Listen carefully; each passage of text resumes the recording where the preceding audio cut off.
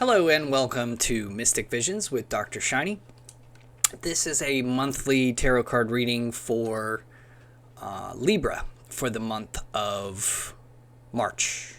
So if you are not already a subscriber, please subscribe. I am very happy to draw extra cards for anybody who is a subscriber. So just ask in the comment section if that's something that you're interested in. And I'll be using my adaptation of a Celtic cross today. So let's go ahead and get started for you. All right.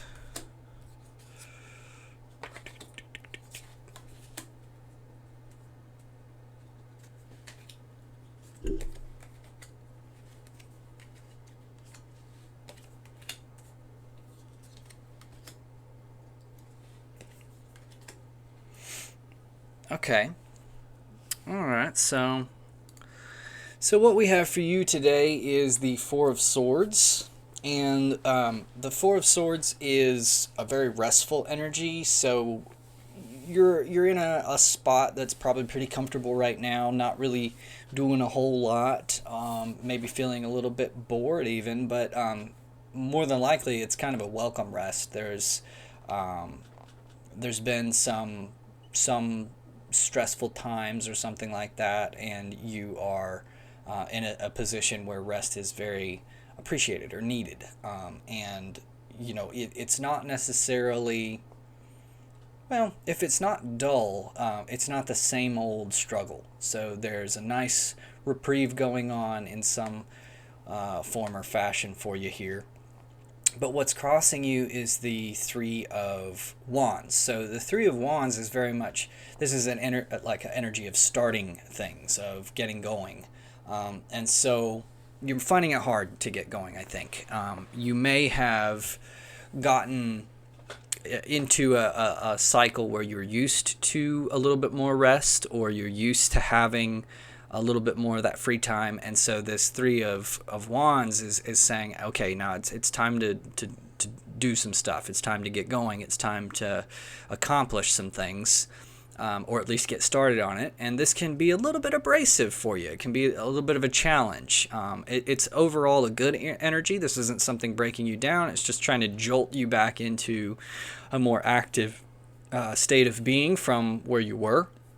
And so you're being asked to kind of get up a little bit more than normal and get things going. Now, where you're traveling away from is this Seven of Coins in the reverse. And, you know, so this can mean like, you know, waiting for something to happen, but not really seeing the result, or feeling like it's taking forever. So a lot of times, you know, with the Seven of Coins, it's like the work has been put in there, and you are you're gonna get a harvest or something, or a return on investment, or you're gonna, you know, harvest the fruit that you planted. But what's happening is it's not really showing up exactly when it's supposed to, and it's maybe causing a little bit of frustration or anxiety, or just in general just some kind of negative emotions where you're being a little impatient or something like that. So you're moving away from that. So it seems like you have possibly got what you asked for, or you're past that experience, and it's in the past. You know, the card that you're moving toward, or the near future, is this Knight of Cups.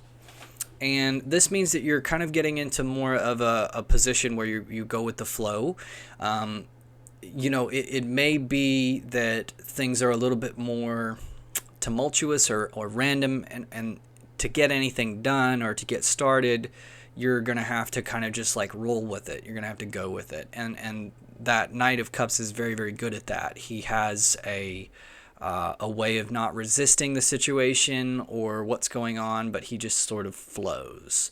He flows very well. And that makes him a little bit more of like a romantic type. And it's interesting because like part of something that people very much find romantic is somebody who is not constantly like complaining about the way life is. They seem to have a sort of zest for life that's infectious, or they're happy to live life. That's seen as a very attractive quality, and for a good reason, right? Because that has that indicates that somebody's got their head on straight, that they've got some things figured out, that they're grateful instead of being cynical. And nobody wants to be around a stick-in-the-mud cynical person, unless you also are a stick-in-the-mud cynical person and it makes you annoyed when people are happy. So you're moving toward a little bit more of this go-with-the-flow energy, and that's probably a good thing for you.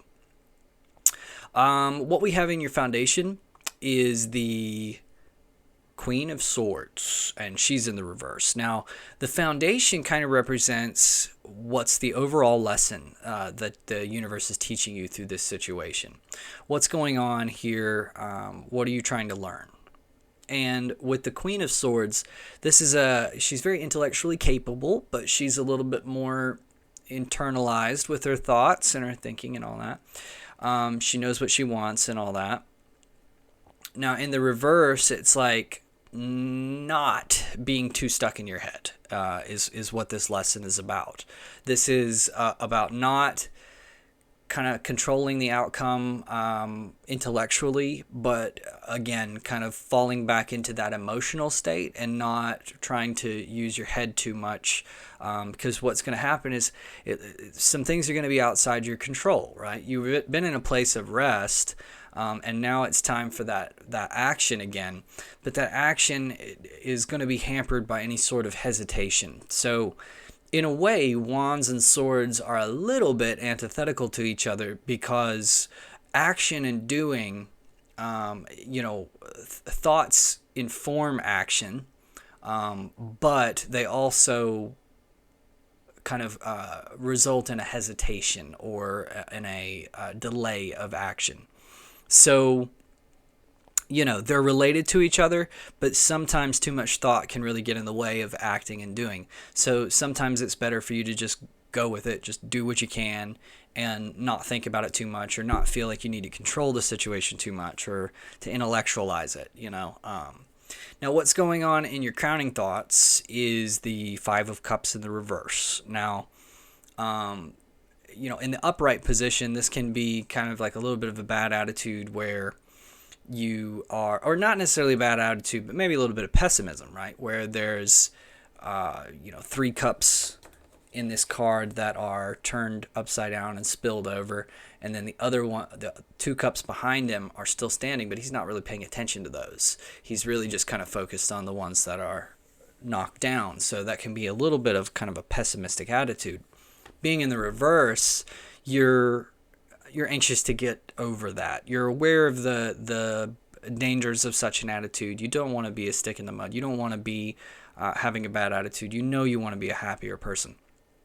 So who knows? Maybe that's why you've looked at this tarot reading today. You are looking for some kind of guidance to get you out of a kind of a funky place like that. You're recognizing the importance of a positive mindset, which is great. Now, what we have for your advice card. Okay, if you have been feeling like you need to make some decisions, and there are kind of a lot of people trying to convince you of a lot of different things, what's going on in this card, in the Seven of Cups, is all of these things have some sort of danger associated with them.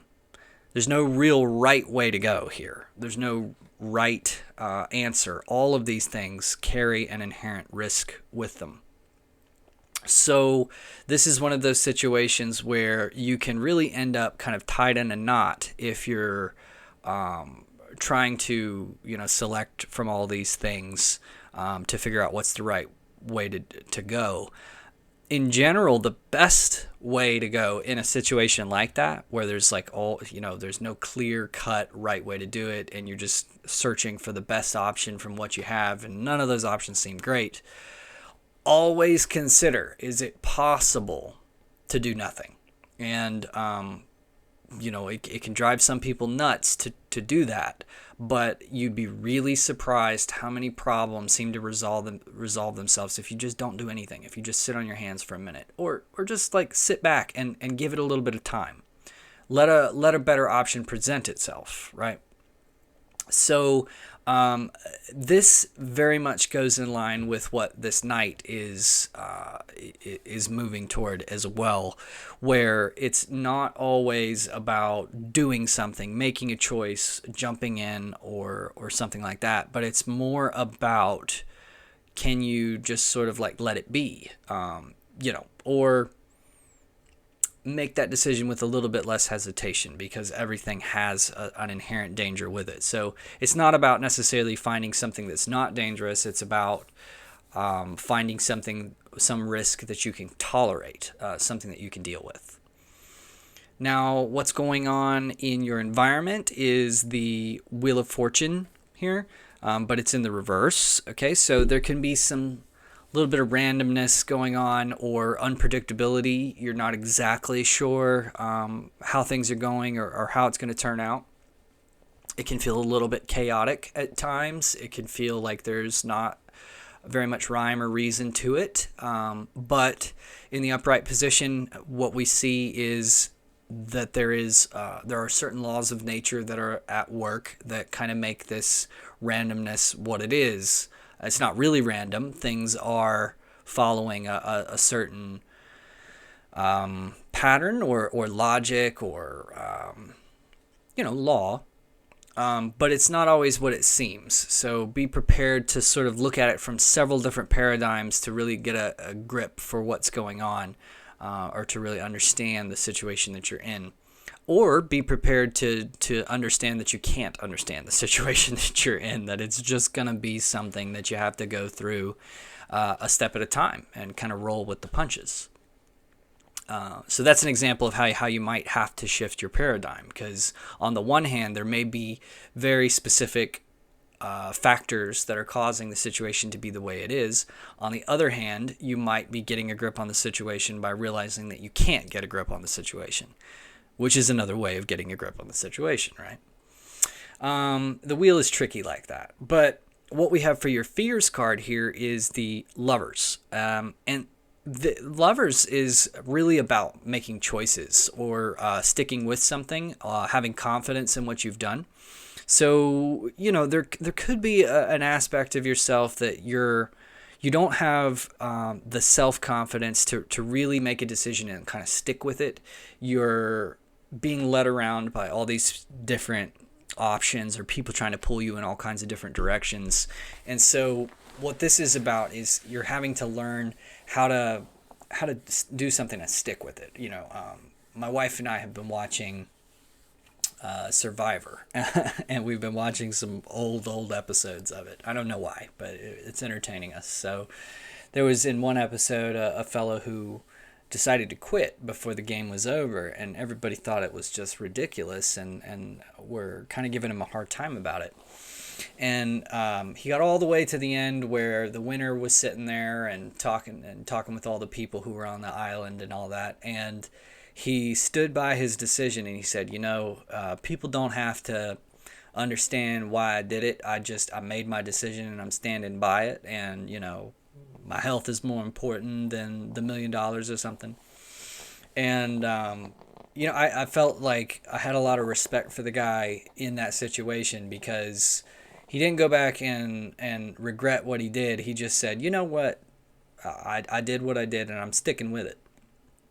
And there is something very honorable about that. That is the essence of this Lovers card, where it's not necessarily about quitting when the going gets tough like he did, but it is about having the guts to stick by your decision when you've made it, and not go back and feel regret or flip-flop around or something like that. And so you're fearing making these decisions, or it's in your fears to make these decisions. So you may be afraid that you're going to do the wrong thing. try not to worry about that so much. It's not so important that you do the right or the wrong thing. Like I said, there's no right way to do this. There's some problems with every option that is available to you. It's really more about just having confidence in it and going with it, you know. Now, what we have for your overall message, or like the overall outcome, is the Nine of Coins in the reverse. So, you know, the Nine of Coins typically has a feeling of accomplishment, where you're able to sort of sit around and kind of enjoy what's going on. You're resisting this a little bit. So there is a way for you to look at the situation as though things are kind of complete, and you've got where you're aiming to go, and there's nothing else to be done. But you're resisting that realization, and you may be kind of stuck more in that like Eight of Coins energy, where you're trying to keep yourself busy all the time, and you're feeling like there's a ton of things that need to be done, and you're not taking a second to stop and smell the roses and realize that you have what you've been searching for a really long time, or what you've been working toward, right? You've got it. So take a second to stop and enjoy it, and don't slip into this mindset so much of like having to keep pressing on, having to keep march on, and keeping yourself busy at work.